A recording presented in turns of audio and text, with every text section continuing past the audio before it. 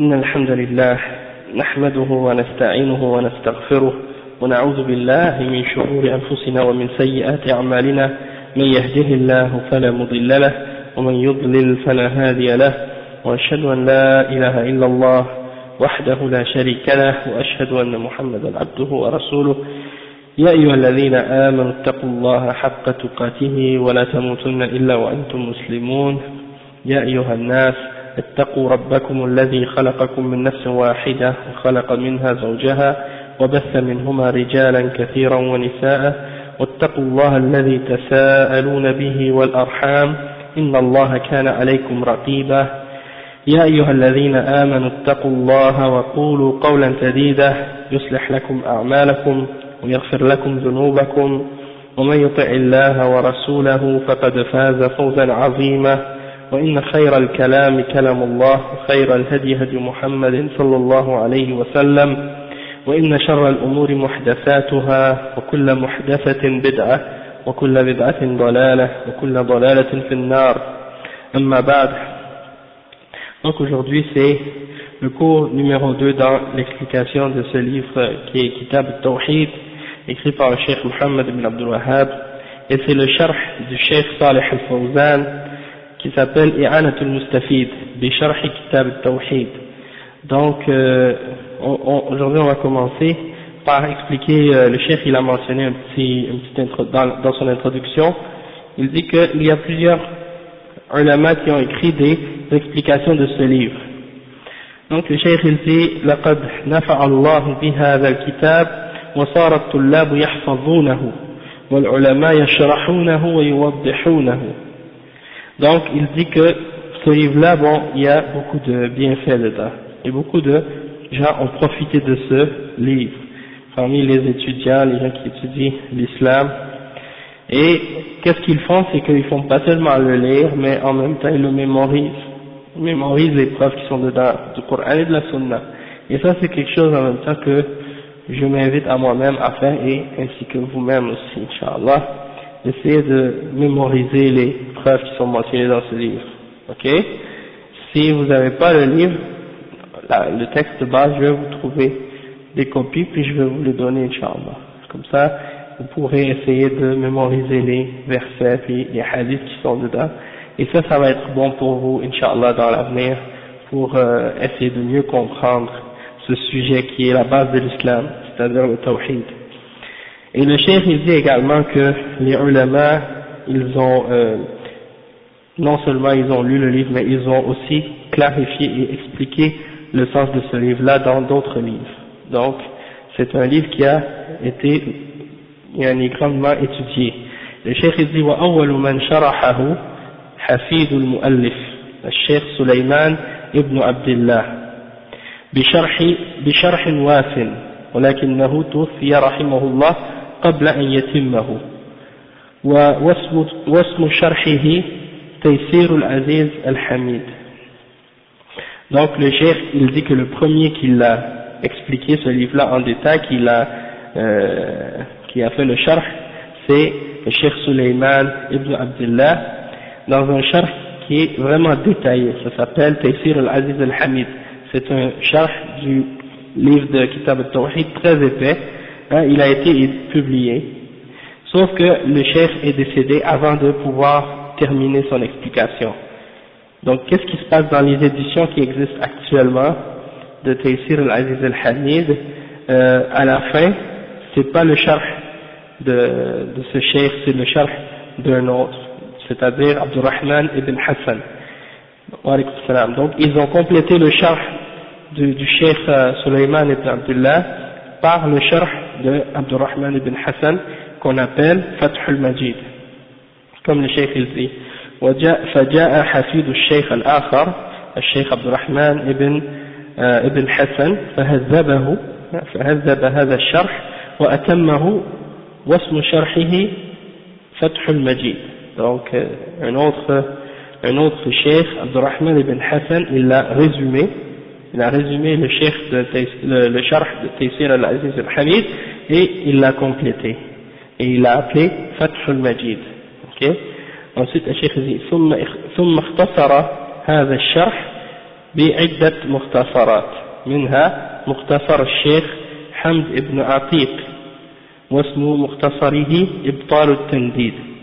Donc il y a eu des résumés par la suite, des résumés de ces explications-là, comme celui de Cheikh Hamad ibn Atiq, et il l'a appelé Ibtal al-Tandid, et il y a aussi le Mukhtasar du Cheikh Abdurrahman ibn Qasim al-Najdi, dans un livre qu'il a appelé Hashiyat al-Tawhid.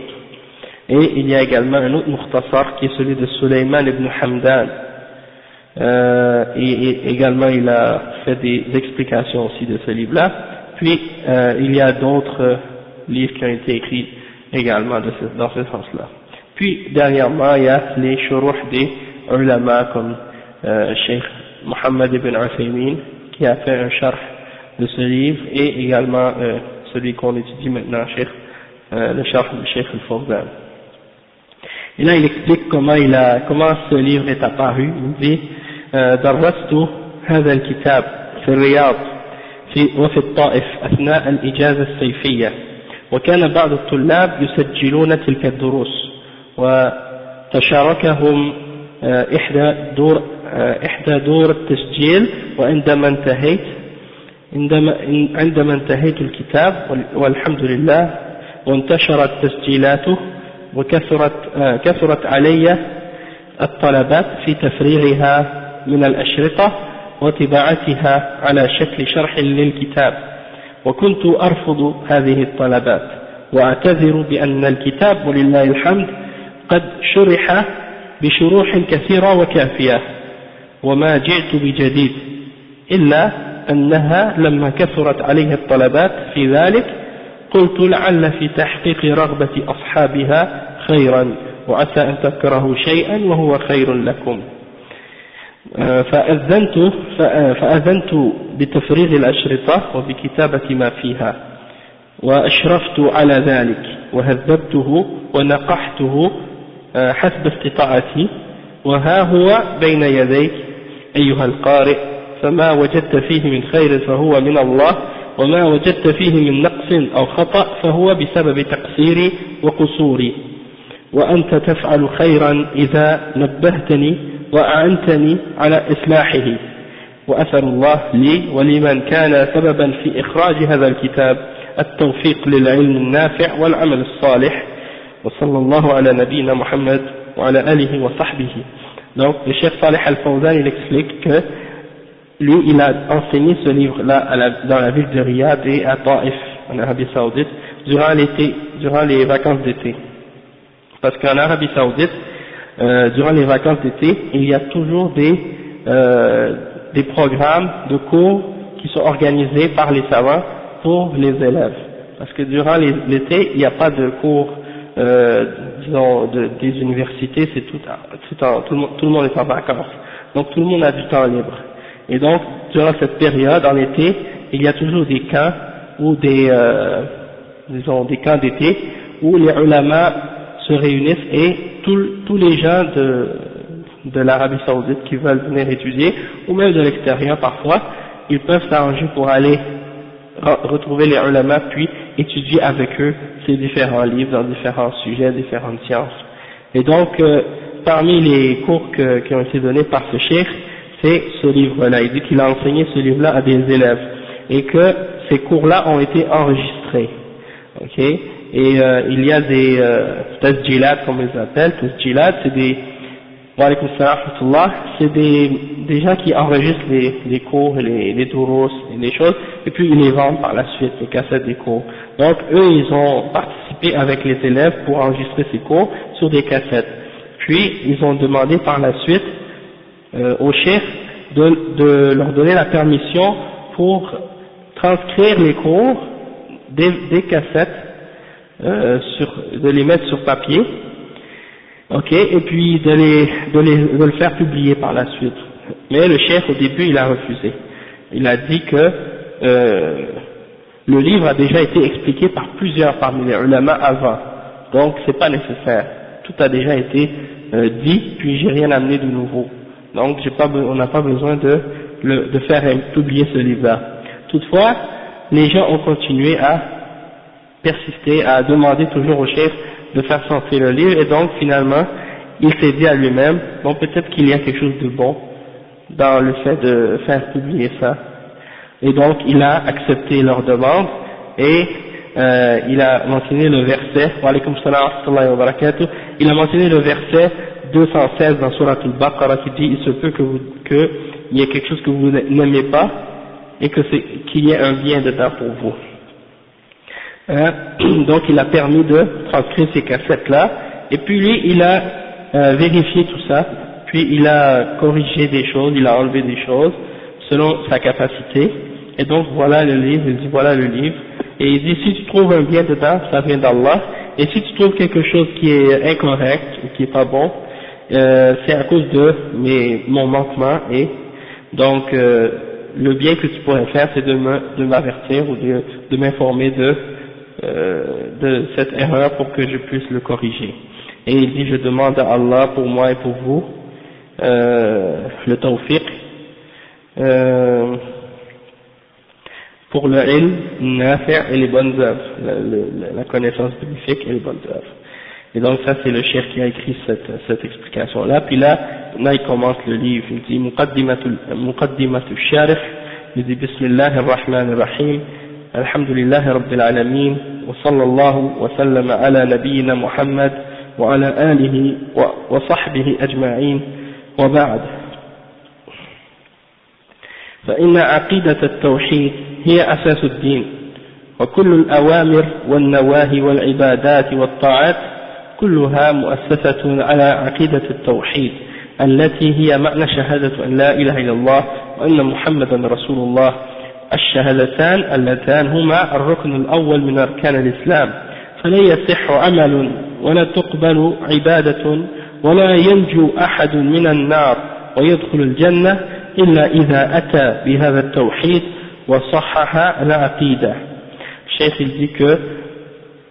dit au nom d'Allah, Bismillah ar-Rahman ar-Rahim, louange à Allah, et paix et salut sur son messager et sur ceux qui l'ont suivi, ainsi que ses compagnons. Il dit ensuite, la croyance du tawhid, c'est la base de cette religion. Et tous les ordres et les interdictions, les adorations et les obéissances sont toutes basées sur la croyance en le tawhid, l'unicité d'Allah. Et c'est la signification en réalité du témoignage de la ilaha illallah et de Muhammad Rasulullah, c'est-à-dire que rien ne mérite d'être adoré excepté Allah et que Muhammad est le messager d'Allah. Et ça c'est les deux témoignages qui sont le premier pilier parmi les 5 piliers de l'islam. Et donc aucune action ne sera acceptée d'Allah et aucune adoration ne sera acceptée d'Allah, et personne ne sera sauvé de l'enfer et n'entrera au paradis excepté s'il a ramené ce tawhid-là et qu'il a corrigé sa croyance. ولهذا كان اهتمام العلماء رحمهم الله في هذا الجانب اهتماما عظيما، لأنه هو الذي بعث الله به رسله وأنزل به كتبه كما يأتي شرحه إن شاء الله. ثم بعد ما تصح العقيدة فإنه حينئذ يطلب من الإنسان أن يأتي ببقية الأعمال. Cheikh il dit que c'est pour ça que les savants, les ulama, rahimahumullah, ils ont donné à cet aspect de la religion là une grande importance. Ils ont donné à cet aspect de la religion une importance primordiale. Pourquoi? Parce que c'est le message avec lequel tous les messagers ont été envoyés. Et il a envoyé tous ces livres avec ce fondement-là, comme cela sera expliqué dans ce livre, Inch'Allah. Puis, une fois que cette base et cette croyance, elle est correcte, alors là, l'être humain ou la personne peut commencer à chercher les connaissances du reste des autres actions de l'islam, des autres formes d'application de l'islam.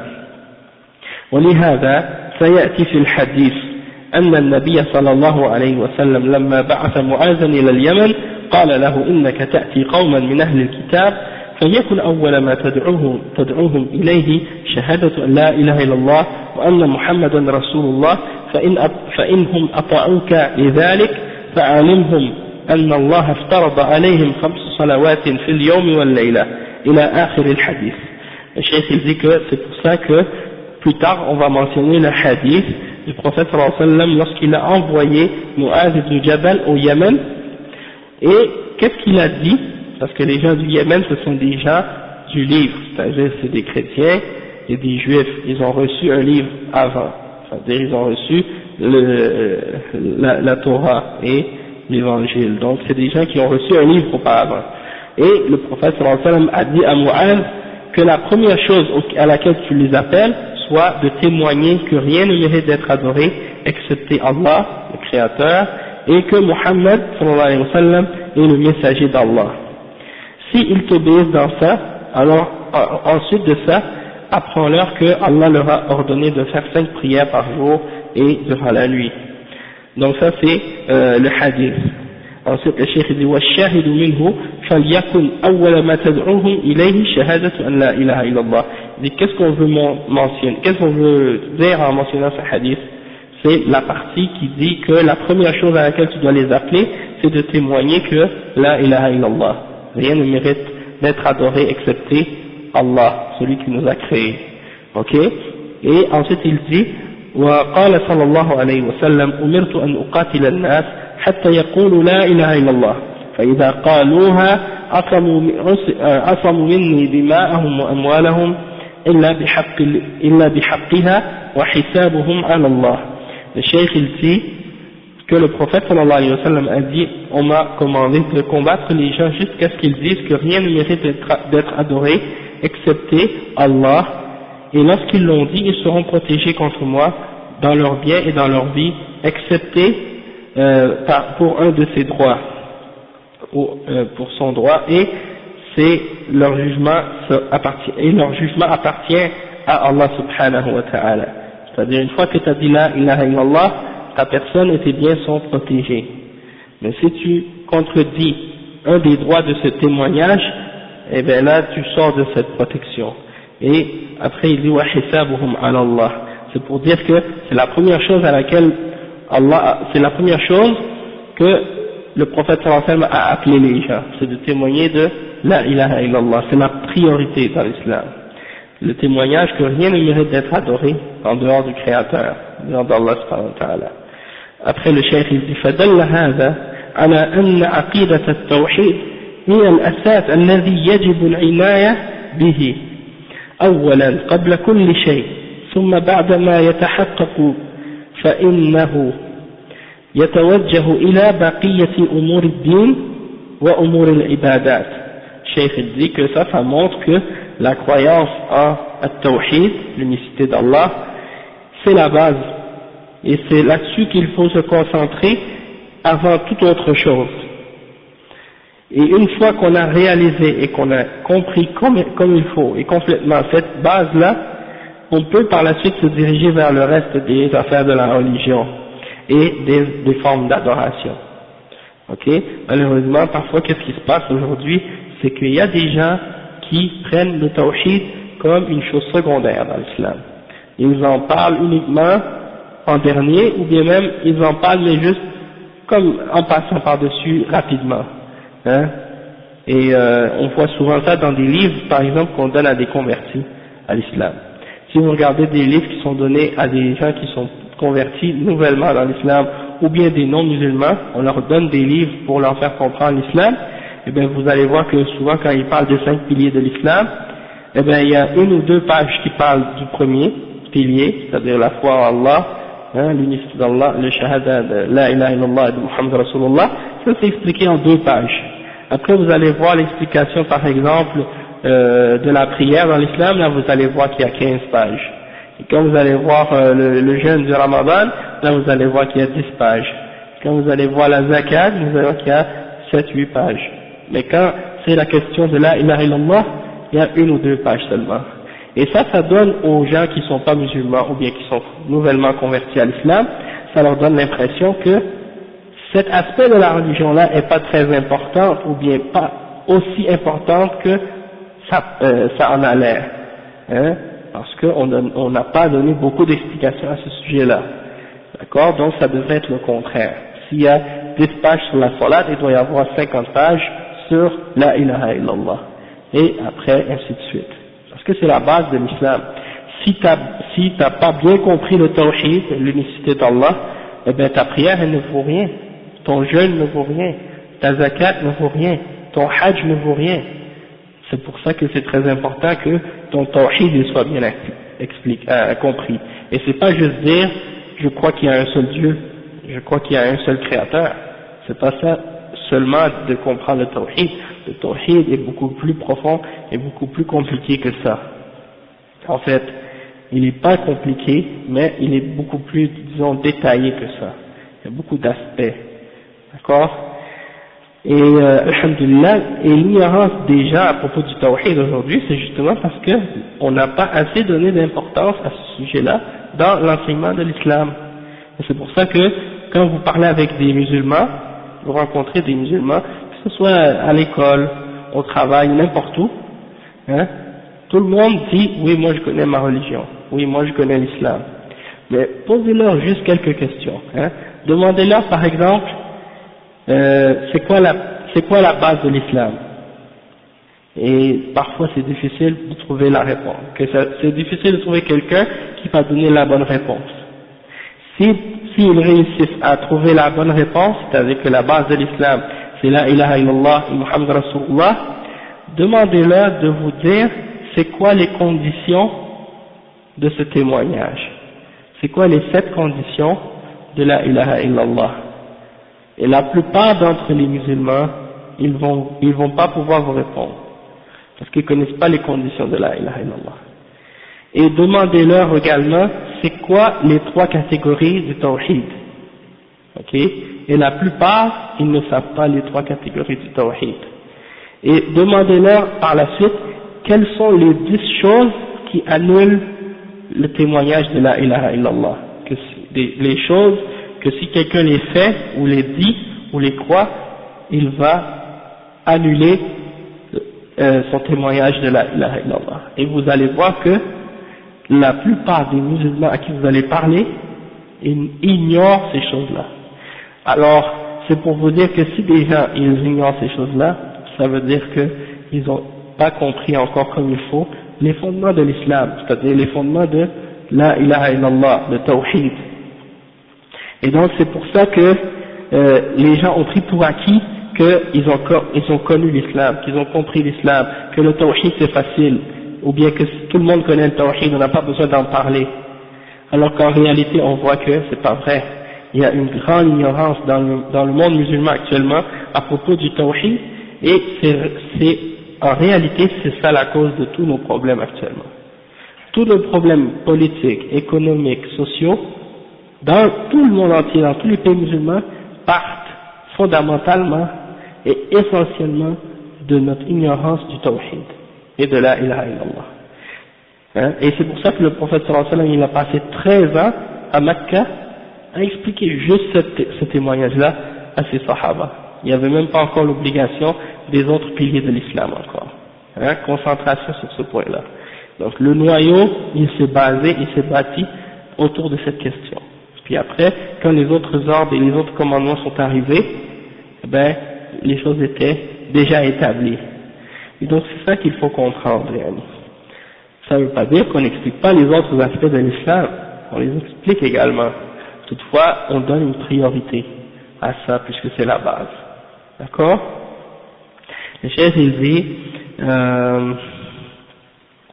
ولهذا كما ذكرنا كان اهتمام العلماء رحمهم الله بهذا الجانب اهتماما عظيما ألفوا فيه كتبا كثيرة ومختصرة ومطولة سموها كتاب التوحيد أو كتب العقيدة أو كتب السنة. Cheikh dit que c'est pour ça que les ulama, comme on a dit tout à l'heure, ils ont donné une grande importance au tawhid. Hein, ils ont donné à cet aspect de la religion une importance très grande, et en particulier, c'est qui les ulama qui donnent cette importance-là à ce sujet-là?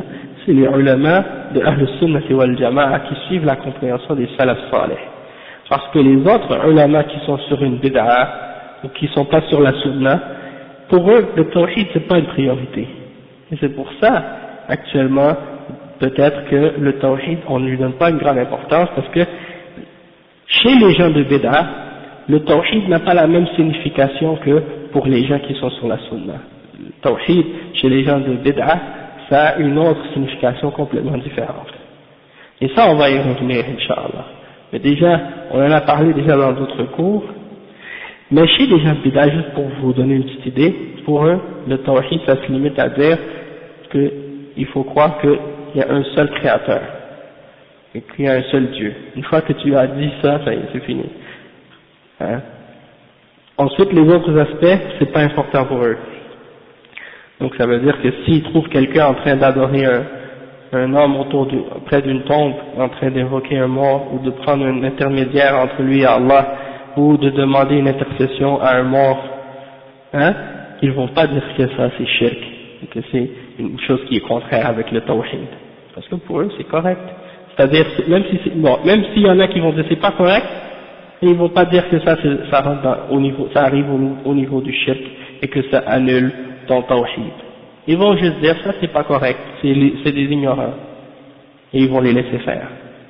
Ok?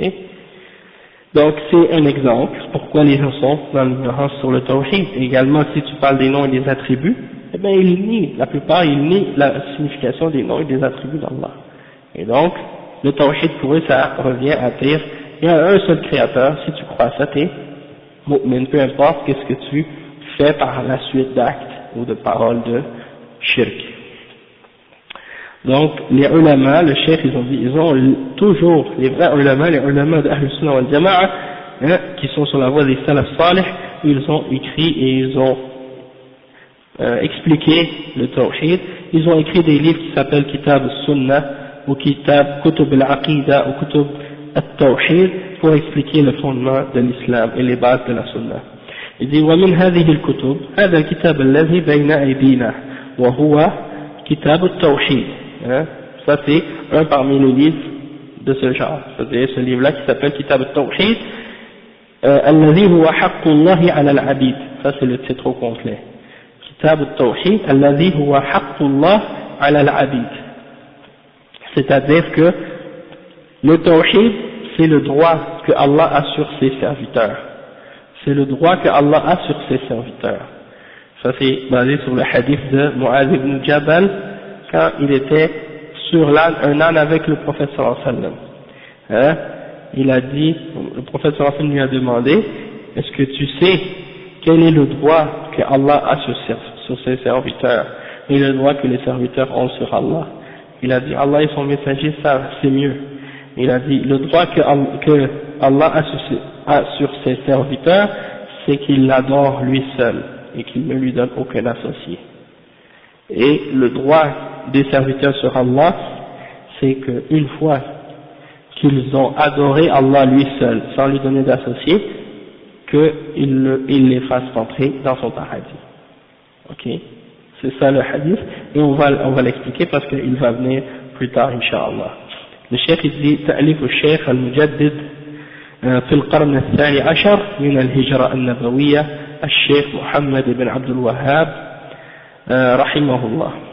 وهذا الكتاب من أنفس الكتب المؤلفة في باب التوحيد لأنه مبني على الكتاب والسنة بحيث إنه رحمه الله يورد في كل باب من أبوابه آيات من القرآن وأحاديث من السنة الصحيحة صحيحة السند أو المعنى وكلام أهل العلم الأئمة الذين بينوا معاني هذه الآيات وهذه الأحاديث فعل هذا في كل باب من أبواب الكتاب. Cheikh dit ce livre-là c'est un des meilleurs livres qui a été écrit dans le sujet du tawhid. Pourquoi? Parce qu'il est basé sur le Coran et la Sunna. Donc le Cheikh Muhammad ibn Wahhab, qu'est-ce qu'il fait? Dans chaque chapitre, il ramène des versets, des ayats dans le Coran et des hadiths pour expliquer le sujet du chapitre. D'accord? Et il ramène des hadiths qui sont authentiques dans leur isnad ou bien dans leur signification et des paroles des ulama pour clarifier. Pour clarifier ces versets et ces hadiths. Et il fait ça dans chaque chapitre. فلم يكن هذا الكتاب قولا لفلان أو فلان أو أنه كلام من عند المؤلف، إنما هو كلام الله وكلام رسول الله، كلام أئمة هذه الأمة من الصحابة والتابعين وغيرهم من الأئمة المقتدى بهم.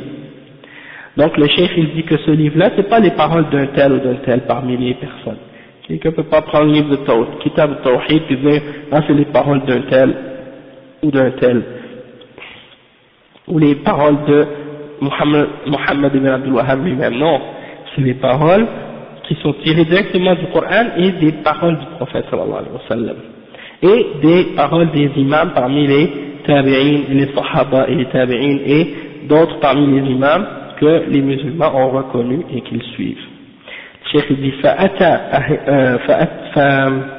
فتأتي أهمية هذا الكتاب من هذه الناحية أنه مبني على الكتاب والسنة من الآيات والأحاديث، فلا يقال إن هذا كلام فلان أو كلام ابن عبد الوهاب، بل يقال هذا كلام الله وكلام رسول الله وكلام أئمة الإسلام، وهكذا ينبغي أن يكون التأليف.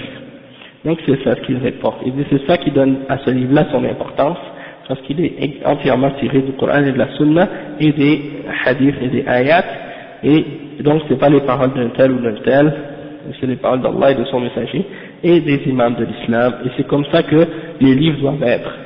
Quand on écrit des livres, ça doit être ça, les paroles d'Allah, les paroles du prophète et les paroles des savants de l'islam. Si tu veux, oui. Ok, il n'y a pas de problème. Oui, elle est toute seule, hein, il n'y a pas de problème.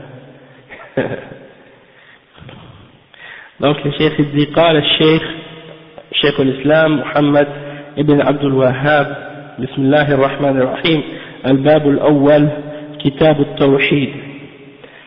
Donc le cheikh Mohammed ibn Wahhab il dit Bismillahir Rahmanir Rahim, le premier chapitre, Kitab al-Tawhid. Donc il dit Cheikh Al-Fawzan قال رحمه الله بسم الله الرحمن الرحيم بدأ كتابه بسم الله الرحمن الرحيم اقتداء بالنبي صلى الله عليه وسلم، حيث كان يكتب بسم الله الرحمن الرحيم في أول رسائله إلى الناس، وكان يبدأ عليه الصلاة والسلام أحاديثه مع أصحابه ببسم الله الرحمن الرحيم. Donc le cheikh Mohammed ibn Wahhab, il a commencé son livre wa alaykum salam par Bismillah ar-Rahman ar-Rahim pour suivre l'exemple du prophète Mohammed sallallahu alayhi wa sallam, parce que le prophète Mohammed sallallahu alayhi wa sallam, quand il écrivait des lettres aux gens, soit au roi ou aux autres personnes quand il les appelait à l'islam, il commençait toujours ses lettres par Bismillah ar-Rahman ar-Rahim, c'est-à-dire au nom d'Allah, le tout miséricordieux, le très miséricordieux. Et donc il commençait toujours ses discours à ses compagnons également par Bismillah ar-Rahman ar-Rahim. Le cheikh dit وقال صلى الله عليه وسلم كل أمر ذي بال لا يبدأ فيه ببسم الله الرحمن الرحيم فهو أبتر أي ناقص البركة، وفي رواية بالحمد لله. Cheikh il mentionne un hadith qui dit toute action ou toute chose qui est importante, qui a une importance, qu'on ne commence pas par Bismillah ar-Rahman ar-Rahim, eh bien elle sera coupée, c'est-à-dire elle sera disons elle aura un manque de baraka, elle sera en manque de baraka, elle n'aura pas beaucoup de bénédiction. Et il y a une autre narration qui mentionne Alhamdulillah. Toutefois ce hadith là il n'est pas authentique. Les ulama ils ont mentionné que c'est un hadith qui n'est pas authentique. Le cheikh il dit وكما كتبها سليمان عليه السلام فيما ذكر الله عنه لما كتب إلى بلقيس ملكة سبأ، قرأت الكتاب على قومها قالت أيها الملأ إني ألقي إلي كتاب كريم إنه من سليمان وإنه بسم الله الرحمن الرحيم ألا تعلوا علي وأتوني مسلمين. Donc ça c'est l'exemple. Le cheikh il mentionne également que Sulayman alayhi salam, un des prophètes d'Allah, il a envoyé à la reine de Saba qui s'appelle Bilqis, il lui a envoyé une lettre Et quand il l'a lu à son peuple, elle a lu en commençant, en disant que ça commençait par Bismillah ar-Rahman ar-Rahim. C'est le verset 29 à 31 dans Surat An-Naml. Ok, ça dit, elle s'adresse au notable de son peuple. Elle dit que j'ai reçu une lettre, une noble lettre, et c'est de Sulayman, et il dit au nom d'Allah, Bismillah ar-Rahman ar-Rahim. Et donc, ça c'est une preuve que ça fait partie même de la sunna des prophètes également, que lorsqu'ils écrivaient des lettres, ils mentionnaient le nom d'Allah en commençant. فالبداء ببسم الله الرحمن الرحيم في الأمور المهمة في المؤلفات والخطب والمحاضرات والأكل والشرب وجميع الأمور التي هي من الأمور المهمة تبدأ ببسم الله الرحمن الرحيم تبركا بهذه الكلمة العظيمة وافتتاحا للأمور بها. Cheikh il dit que commencer par la mention de Bismillah ar-Rahman ar-Rahim dans les choses importantes comme les livres, les discours, les conférences, manger et boire et toutes les autres actions qui sont importantes dans la vie, on commence toujours par Bismillah ar-Rahman ar-Rahim pour avoir la baraka de cette grande parole et pour commencer toutes nos actions par celle-ci. Et le cheikh dit ومن هنا نعلم أن هؤلاء الذين لا يكتبون بسم الله الرحمن الرحيم في أول مؤلفاتهم في هذا العصر أنهم قد خالفوا السنة واقتدوا بالغربيين وإلا فإن المشروع في حق المسلم أن يبدأ بهذه الكلمة في أموره في مؤلفاته وفي خطبه وفي محاضراته وفي رسائله إلا أن هذه الكلمة لا تكتب أمام الشعر الذي فيه هجاء أو فيه ذم ولا تكتب أمام الكلام الذي فيه سباب أو شتم أو كلام قبيح تنزها تنزه هذه الكلمة ولا تكتب أمام الشعر يعني الشعر غير المحترم أما الشعر النزيه الطيب فلا بأس وكذلك لا تكتب أمام الهجاء وأمام السب والشتم وإنما تكتب أمام الكلام النزيه ولهذا جاءت هذه الكلمة العظيمة في مبدأ كل سورة من القرآن الكريم.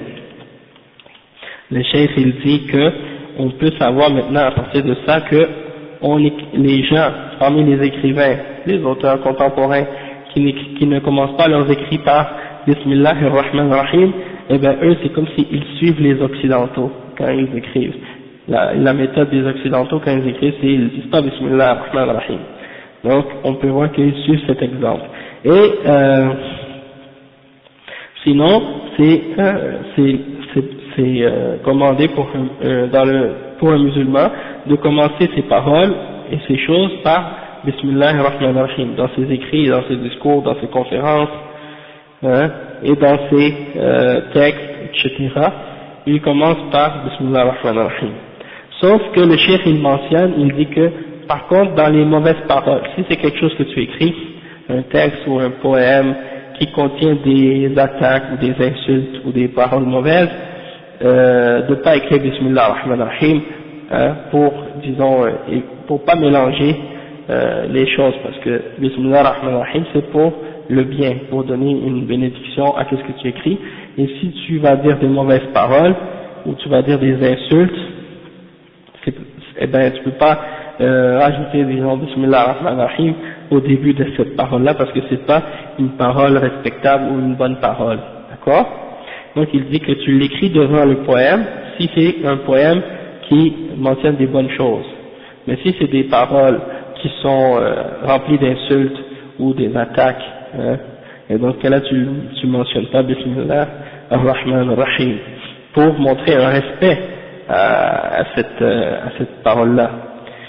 Et le cheikh il dit que c'est pour ça que les versets dans le Coran ils commencent tous par Bismillah ar-Rahman ar-Rahim سوى براءة والأنفال فإنها لم تأتي بينهما وقد أجاب أهل العلم عن ذلك والله أعلم أنهما سورة واحدة لأنهما في موضع القتال فهما في موضوع واحد وكأنهما سورة واحدة أما في بقية السور فإنها تأتي في أول مطلع كل سورة. Cheikh il explique que y a une exception, c'est pas toutes les sourates, c'est toutes les sourates qui sont commencées par Bismillah ar-Rahman ar-Rahim, excepté Al-Bara'a, c'est-à-dire Surat Tawbah et Surat Al-Anfal. Il n'y a pas de Bismillah ar-Rahman ar-Rahim entre les deux, et il explique que les ulama ont mentionné comme raison de ça que ces deux sourates-là sont en réalité une seule. Et elles parlent du même sujet, c'est-à-dire du combat. Et donc, étant donné qu'elles sont dans un seul et même sujet, ces deux sourates-là parlent du même sujet, eh ben, il n'y a pas eu de séparation entre les deux. Donc ça, c'est une des explications pourquoi il n'y a pas de Bismillah ar-Rahman ar-Rahim entre les deux. Le chef il dit ومعناها كما قرر أهل العلم بسم الله الجار والمجرور متعلق بمحذوف يجب أن يكون مؤخرا تقديره أستعين بسم الله الرحمن الرحيم أو أبتدي ببسم الله الرحمن الرحيم كتابي ومؤلفي وأبتدي كلامي ببسم الله الرحمن الرحيم فالجار والمجرور متعلق بمحذوف مؤخر. Donc le cheikh il explique que la signification de Bismillah, il dit que quand il dit Bismillah, il y a quelque chose qui est sous-entendu qu'on n'a pas mentionné, mais c'est par rapport à l'action que tu fais. Par exemple, si tu vas lire un livre, c'est comme si tu dis Bismillah, au nom d'Allah je lis. Ou bien si tu vas manger, tu dis au nom d'Allah je mange. Ou bien si tu vas par exemple parler, tu dis Bismillah, je parle, ou des choses comme ça, pour dire que tu commences toujours par le nom d'Allah, puis c'est pour chercher la baraka du fait de commencer par Bismillah ar-Rahman ar-Rahim. Et le cheikh il dit que Allah, Wallah, alamun ala al-Dhat al-Muqaddasa, wa huwa la yusamma bihi ghayr al-Rabb. ولا أحد تسمى بهذا الاسم أبدا حتى الجبابرة حتى الطواغيت والكفرة ما أحد منهم سمى نفسه الله أبدا. فرعون قال أنا ربكم الأعلى وما قال أنا الله مع كفره لم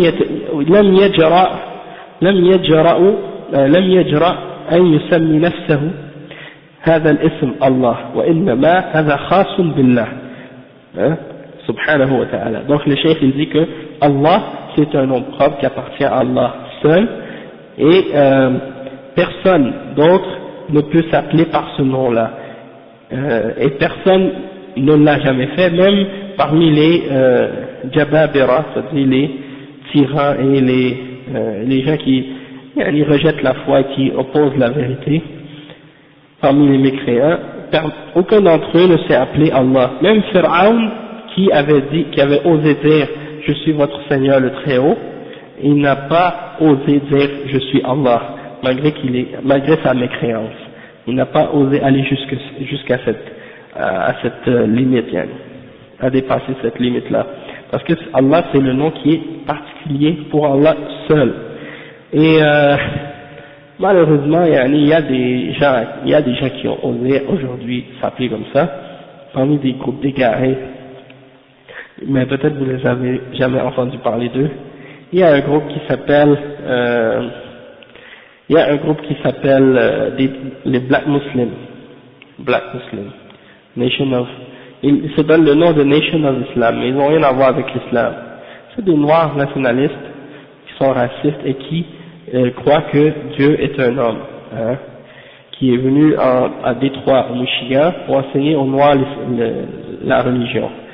Et donc eux, qu'est-ce qu'ils font? Entre eux ils s'appellent Allah, ils disent qu'ils sont Allah, ils disent que tous les noirs sont des dieux. Et en même temps, il y a un groupe parmi eux ils s'appellent les 5%ers, les 5% de la nation de l'islam, ça dit, comment ils s'appellent, et c'est un groupe, c'est un petit groupe parmi ces gens-là, et eux ils disent, ils se nomment entre eux Allah comme ça. Mais c'est des ignorants, la plupart ils savent rien de l'islam, et ils utilisent seulement le nom de la religion musulmane pour se donner une certaine crédibilité, parce qu'en réalité pour eux l'islam ça n'a pas vraiment d'importance, puisqu'ils font pas la prière comme nous, ils ne croient pas, premièrement ils croient que Allah c'est un homme, deuxièmement ils croient qu'il y a un autre prophète qui est venu pour eux spécialement aux États-Unis, hein, pas le dernier prophète pour eux, c'était pas le prophète Muhammad ibn Abdullah, hein, sallallahu alayhi wa sallam, et ils disent que pour eux le Coran c'est pas la base, parce qu'ils lisent plus souvent la Bible que le Coran, et même quand ils lisent le Coran c'est des traductions en anglais, et ils l'interprètent à leur façon, c'est-à-dire ils sortent complètement de l'interprétation et la compréhension des Sahaba et des Tabi'in. Ils croient pas au paradis ni à l'enfer, ils disent que l'enfer c'est une invention que les Blancs ont inventée pour mettre les Noirs dans l'esclavage, ok. Quoi d'autre encore, yani. Donc ils ont plein d'égarements de ce genre, ils font pas la salade comme nous, ils se prosternent pas, ils s'assoient, ils se mettent à genoux je crois pour faire la prière, yani des formes d'ignorance comme ça, yani, qu'ils suivent. Et donc ils ont divisé la religion sur une base raciale, hein, entre les Noirs et les Blancs. Ils disent que les Noirs sont les dieux et les Blancs sont des diables. Et ils croient à des trucs d'extraterrestres, puis toutes sortes de trucs comme ça. Ils disent que les Noirs ont créé les Blancs. À la base, c'était des scientifiques noirs qui ont créé les Blancs dans des laboratoires. Ah oui, ils ont des histoires comme ça, là, et ils enseignent ça à leurs fidèles. Donc, juste pour vous dire à quel point il y en a des hommes qui peuvent s'égarer. Malcolm X était avec ces gens-là au début. Ouais. Oui, c'est ça. Malcolm X a été le porte-parole de ce groupe-là. Si le groupe, ouais, exactement. Si le groupe s'est propagé tel qu'il s'était propagé à cette époque-là, c'est parce que Malcolm X était le porte-parole de ce groupe. Puis, par la suite, il a été banni du groupe pour avoir prononcé certaines paroles. Après, il a profité de ce temps-là pour aller faire son pèlerinage à la Mecque. Une fois qu'il est arrivé à la Mecque, il a vu que c'est pas vrai ce qu'il avait appris de l'islam par le gars qui se disait prophète, Elijah Muhammad. Il a vu que c'était un menteur, parce que Elijah Muhammad était un menteur, parce qu'il y avait dans l'islam des gens de toutes les couleurs, des blancs, des noirs, toutes les nationalités. Donc il a prié avec des gens de toutes les origines et il a visité des pays musulmans, puis par la suite il est rentré aux États-Unis, puis il a fait ouvrir une autre mosquée pour se séparer de ce groupe-là, et puis il a commencé à pratiquer l'islam selon la limite de sa connaissance et à l'époque, parce qu'il était, disons, nouveau dans l'islam, on peut dire, mais 2 ans après il s'est fait tuer pendant un discours. Il s'est fait tirer je sais pas combien de balles, je pense 12 balles durant un discours qu'il donnait devant une assemblée. Donc c'est pour vous dire que il y a des gens qui ont dépassé même cette limite de se nommer même par ce nom-là qui est exclusivement un nom à Allah subhanahu wa ta'ala. Ensuite le cheikh il dit Allah ma'nahu dhul uluhiyya والألوهية معناها العبادة ويقال أله يأله بمعنى عبد يعبد فالألوهية معناها العبادة فالله معناه ذو الألوهية والعبودية على خلقه أجمعين كما جاء في الأثر عن ابن عباس رضي الله عنهما. Donc le cheikh il explique que la signification du nom d'Allah, la signification du nom Allah, ça veut dire quoi Allah? Ça veut dire celui qui possède al-uluhiyya, c'est-à-dire celui qui possède le droit d'être adoré. Hein? Al-uluhiyya c'est al-ibada. Ça vient du mot du verbe alaha ya'lahu, qui veut dire abada ya'budu, c'est-à-dire l'adoration. Et en passant, même les chrétiens arabes et les juifs arabes, quand ils parlent, ils utilisent le mot Allah. Hein, surtout pour les gens qui ne connaissent pas l'islam, pour les Québécois, pour les gens d'autres origines autres que les Arabes, eux ils pensent que le nom Allah c'est pour un autre Dieu. Hein, et moi je me souviens quand j'étais à l'école, c'est ça ce qu'on nous faisait croire. On nous faisait croire que le mot Allah ou le nom Allah c'est pour un autre Dieu, comme une statue ou une idole. Hein. Oui, c'est ça, comme Bouddha ou les autres dieux des hindous ou des autres religions de polythéisme. Et donc, quand ils nous disent Allah, ils nous présentent ça comme si c'était un autre dieu, un autre faux dieu ou une invention, yani. Mais, toutefois, c'est juste pour faire comprendre que le mot Allah, c'est le nom pour le créateur de l'univers, le maître de toutes choses. Il n'y en a pas deux, il y en a seulement un, et c'est lui qui a créé tout ce qui existe. Et même les juifs qui sont arabes et les chrétiens qui sont arabes, quand ils parlent, ils disent Allah eux aussi. Hein? Donc c'est pour dire que ce nom-là, c'est pas pour un autre Dieu, ça veut dire que c'est un nom qui est réservé pour Allah dans la langue arabe. Et si on dit par exemple, souvent quand je parle avec des chrétiens, surtout quand je sais que des fois c'est des gens qui connaissent pas beaucoup l'islam, eh bien je leur explique aussi pour leur dire que quand on parle en espagnol on dit Dios, quand on parle en allemand on va dire Gott, quand on parle en anglais on dit God, quand on parle en français on dit Dieu, mais ça se réfère toujours à un seul créateur, un seul Dieu. C'est pas parce qu'on le dit dans une autre langue que c'est un Dieu différent. Et quand on parle en arabe, on dit Allah. D'accord? Et peut-être pour le français, pour les langues latines, autres que l'arabe, c'est un peu confondant parfois. Parce qu'en arabe, Allah, c'est un terme qui s'utilise pour personne excepté pour lui, pour Allah. Tandis qu'en français, Dieu, les gens l'utilisent pour n'importe quoi, n'importe qui. Parfois on peut dire par exemple, je sais pas moi, des fois ils utilisent le mot comme le dieu de la danse, le dieu de l'amour, le dieu du vent, le dieu de la guerre, le dieu, hein, surtout chez les Grecs il y a des notions de dieu de chaque chose, il y a un dieu pour chaque chose dans la création. Chez les hindous la même chose, parce qu'ils ont des notions comme ça de différents dieux, même des déesses parfois, au féminin. Donc ils mettent le mot pour au masculin, au féminin, au pluriel, au singulier. Allah, il reste toujours tel quel, hein, et il ne s'attribue pas à personne d'autre. C'est ça c'est une des différences. Et c'est pour faire comprendre en même temps que le mot Dieu en français, c'est pas vraiment un nom, mais c'est plus un titre.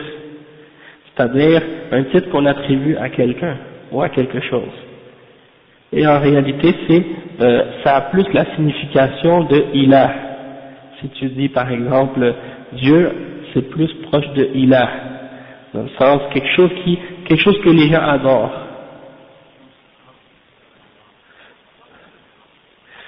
Oui, Allah c'est Ar-Rabb, et la différence entre utiliser le mot Allah et le mot Rabb, c'est que Allah, comme le cheikh il explique, sa signification c'est Zul Uluhiyya, et Ar-Rabb c'est Zul Ar-Rububiyya. Hein? Ar-Rabb, c'est celui qui a Ar-Rububiyya. Et Ar-Rububiyya, c'est quoi? Ça veut dire qu'il a la souveraineté. Il a la souveraineté sur toute chose. Et ça implique quoi? Ça implique que c'est lui qui a le contrôle de toute chose, qui a tout créé. C'est lui qui fait vivre et qui fait mourir. Et c'est lui qui dirige tout ce qui est dans l'univers. Donc ça c'est les significations de Ar-Rububiyya. Et c'est quand tu dis Ar-Rabb. Et Ar-Rabb, c'est lui qui est Zul Uluhiyya, qui est Allah. Pourquoi? Parce que c'est seulement celui qui a le contrôle sur tout, qui a tout créé, qui est maître de tout, qui peut être adoré. Donc c'est ça ce que ça signifie. Wa alaykum salam wa rahmatullahi wa barakatuh. Donc quand on dit par exemple que Dieu c'est un titre, c'est juste pour faire comprendre que c'est pas tout ce que les gens appellent Dieu qui mérite réellement d'être Dieu. Le seul qui mérite d'être Dieu, c'est celui qui a le contrôle sur tout, qui a été créé c'est lui qui a le contrôle sur tout et qui a tout créé, ok, et qui est maître de toutes choses, ok, c'est lui qui mérite d'être appelé Dieu seulement. Les autres choses que les hommes appellent Dieu, en dehors de lui, eh ben, ils sont des faux dieux, ok, ils sont des faux dieux. Donc, que ce soit un être humain, un animal, une chose, une image, un statut, ou bien les astres, le soleil, la lune, ou n'importe quoi d'autre dans l'univers, si les hommes donnent à ces choses-là le titre de Dieu, eh bien ça veut dire que c'est un faux Dieu. Parce que le seul qui mérite d'être Dieu, d'être appelé Dieu, ou Allah, ou qui est Ilah al-Haq, c'est Allah subhanahu wa ta'ala, le créateur de l'univers. D'accord? Donc ça c'est un point en passant. Et donc le cheikh il dit ensuite que al-uluhiyya, ça veut dire quoi? Ça veut dire al-ibada. Al-uluhiyya, c'est celui qui mérite l'adoration. Et donc c'est ça, c'est lui qui possède al-ubudiyya ou al-uluhiyya. C'est Allah. Ensuite il dit ar-Rahman ar-Rahim. اسمان لله يتضمنان الرحمة، والرحمة صفة لله عز وجل، وكل اسم لله فإنه يتضمن صفة من صفاته سبحانه وتعالى. والرحمن رحمة عامة لجميع المخلوقات، والرحيم رحمة خاصة بالمؤمنين كما قال تعالى وكان بالمؤمنين رحيما. Le cheikh il explique que Ar-Rahman et Ar-Rahim sont deux parmi les noms d'Allah subhanahu wa ta'ala qui impliquent l'attribut de la miséricorde, Ar-Rahma. Ok? Et Ar-Rahma c'est une des attributs d'Allah subhanahu wa ta'ala et tous les noms que Allah possède impliquent une attribut. Une parmi les attributs que Allah possède. Donc le nom de Ar-Rahman il implique la miséricorde, mais une miséricorde qui est générale pour toutes les créatures, les croyants et les mécréants, pour tout ce qui existe, les animaux, les astres et tout ce qui existe, le mot Ar-Rahman implique une miséricorde qui englobe toutes ces créatures. Tandis que Ar-Rahim, c'est un nom qui implique une miséricorde qui est spécialement pour les mu'minines. Ok, spécialement pour les mu'minines. Et il y en a d'autres parmi les ulama qui disent comme par exemple que Ar-Rahman c'est un nom qui implique l'attribut de la miséricorde ou de Rahma pour les créatures dans cette vie et dans l'au-delà. Tandis que Ar-Rahim c'est un nom qui implique l'attribut de la miséricorde spécialement pour les mu'minines dans l'au-delà, après la vie. Hein? D'accord, donc c'est ça. Comme Allah il dit dans le verset, dans Surat Al-Ahzab, le verset 43, وَكَانَ بِالْمُؤْمِنِينَ رَحِيمًا, c'est-à-dire Allah est certes miséricordieux envers les mu'minines, et il n'utilise pas le nom Ar-Rahman, il utilise le nom Ar-Rahim pour dire que c'est spécifiquement pour les mu'minines qu'il est Rahim.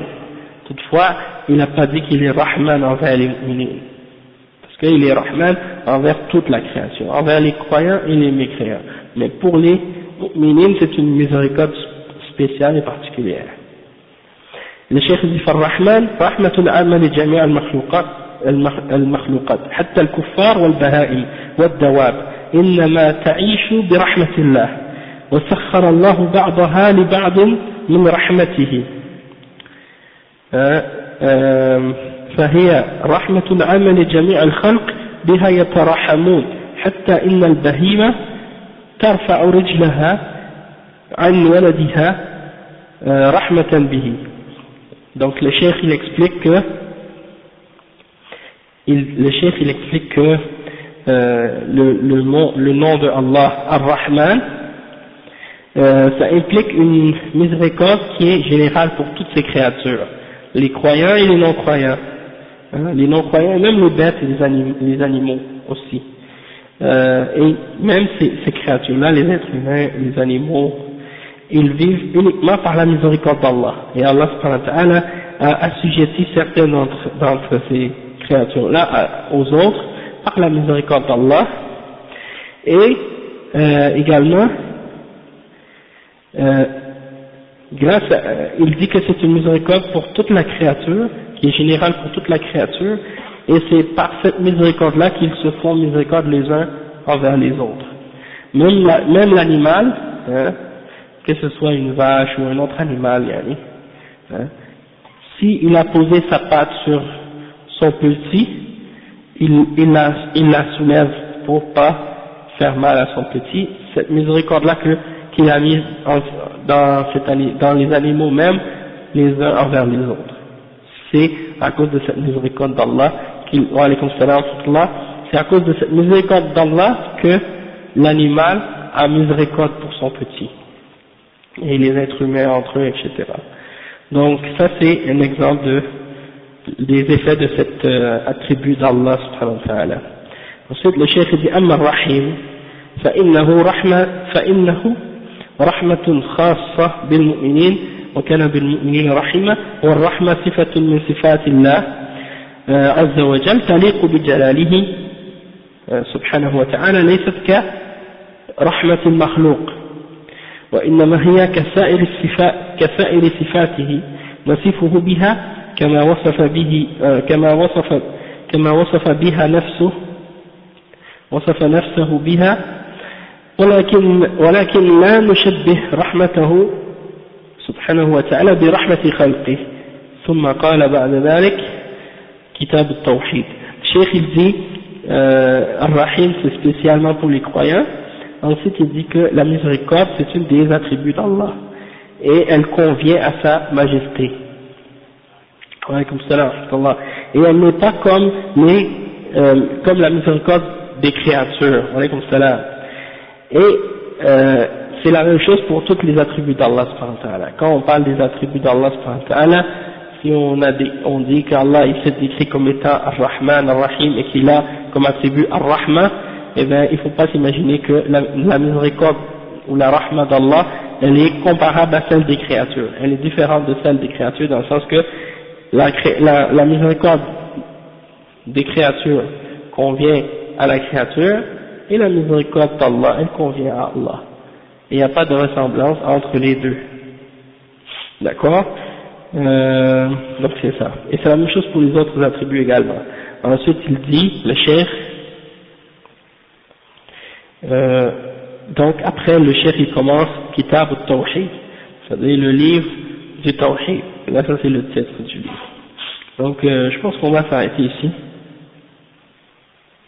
Parce que là il commence dans la définition du Tawhid puis les catégories. Il donne une petite introduction du sujet. On va commencer ça. Je pense que c'est mieux de laisser ça pour la semaine prochaine. Inch'Allah.